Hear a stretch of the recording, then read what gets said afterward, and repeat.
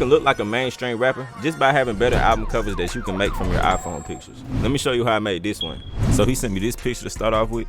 Cut out the background. Instantly, I put some sharpening on them and turned down the saturation. I got this picture of the city, but really I just needed the road. I changed the perspective on the ground and him. And then I got this picture of this cop car. You know, we don't mess with 12 unless I'm the victim, then we're gonna car their ass. I changed the perspective of him so it looked like we looking up at him. And then I made an S-curve on the road to bring down the blacks to bring up the highlights. I duplicated him, put him on the ground, turned him black, put the blender mode on soft light, and added some blur to make it look like a shadow. Then I made a shadow under the cop car. And then I got this police tape and then made it look like it was coming towards us. And then I got this picture of this bando. I'm about to put this man deep in the trenches. I changed the perspective to make it look like it was on the side of the road. And then duplicated it and then made another shadow. I painted on some police lights and then put the blender mode on overlay. Then got another weak ass police car. Cut out the background, changed the perspective, and then made it black and white. Drew a shadow under it and then painted on some more police lights on top. I made a shadow around the ground and on the police tape. And then I got a picture of the city and cut out some buildings for the background. Made them black and white. Then got another beat up ass house. I cut out some more buildings to put behind that one. I added a picture of the sky. Made another S-curve on it. Then I got some clouds. I turned them darker and then spreaded them out. I got some fog for the ground too.